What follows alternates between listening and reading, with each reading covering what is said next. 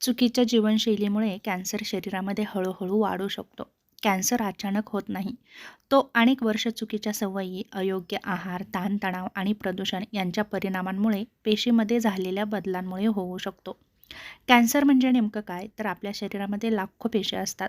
सामान्य पेशी ठराविक वेगाने वाढतात, जुन्या पेशी मरतात आणि नवीन पेशी तयार होतात. शरीराच्या नियमानुसार त्या काम करत असतात.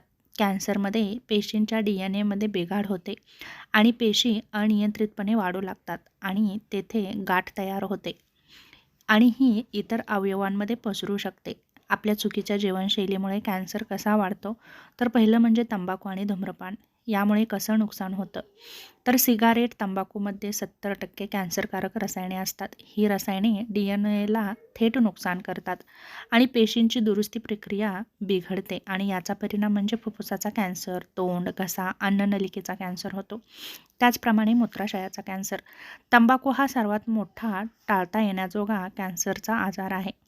चुकीचा आहार, जास्त प्रक्रिया केलेले अन्न, पॅकेज्ड फूड, तळलेले, जास्त मीठ, साखर असलेले पदार्थ यामध्ये प्रिझर्वेटिव्ह्ज आणि केमिकल्स भरपूर असतात. त्याचप्रमाणे लाल मांस आणि प्रोसेस्ड मांस, सॉसेस, बेकन, सलामी यामुळे आतड्यांचा कॅन्सर वाढू शकतो.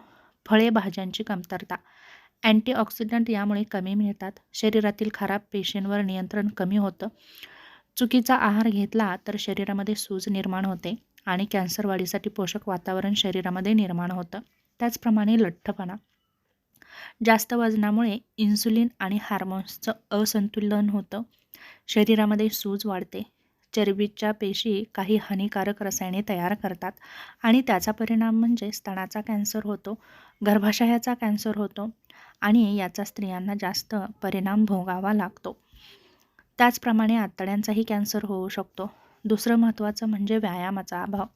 व्यायाम न केल्यामुळे रक्तप्रवाह मंद होतो, रोगप्रतिकारशक्ती कमी होते, शरीरातील विषारी घटक बाहेर टाकण्याची क्षमता शरीराची कमी होते. नियमित व्यायाम केल्यामुळे कॅन्सरच्या पेशींची वाढ मंदावते आणि आपल्या शरीरामध्ये तो पसरत नाही. त्याचप्रमाणे ताणतणाव.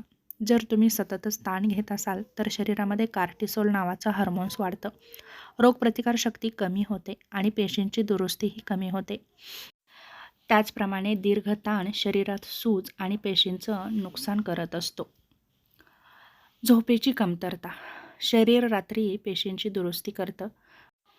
झोप कमी असल्यास DNA रिपेअर कमी होते, हार्मोनचं असंतुलन होतं. मद्यपान, अल्कोहोल शरीरामध्ये वाईट असा परिणाम घडवून आणतं आणि हे DNA ला नुकसान करतं. यकृत, स्तन आणि अन्ननलिकेचा कॅन्सर वाढतो.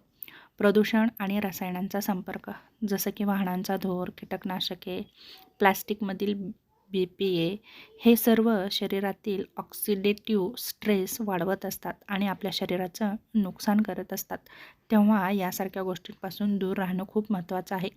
कॅन्सर वाढण्याची प्रक्रिया, जसं की चुकीची सवय, DNA मध्ये छोटा बदल, पेशींची अनियंत्रित वाढ, गाठ तयार होते, लसिकामार्गे ती शरीरात पसरते आणि ही प्रक्रिया अनेक वर्ष चालू असते. शरीर सुरुवातीला काही लक्षणं दाखवतं, जसं की अचानक वजन कमी होतं, सतत थकवा जाणवतो, गाठ जाणवते, जखम लवकर भरून येत नाही, रक्तस्राव होतो, मलमूत्राच्या सवयी बदलतात. यासारखी लक्षणं दिसतात. याकडे दुर्लक्ष करू नका.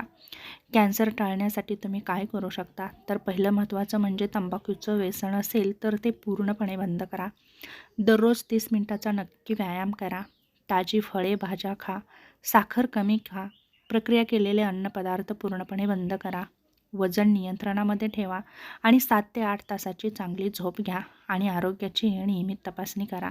यासारख्या छोट्या गोष्टी जर तुम्ही केल्या तर नक्कीच तुम्ही कॅन्सरसारख्या जीवघेण्या आजारापासून नक्कीच स्वतःचं संरक्षण करू शकता आणि कायम निरोगीही राहू शकता.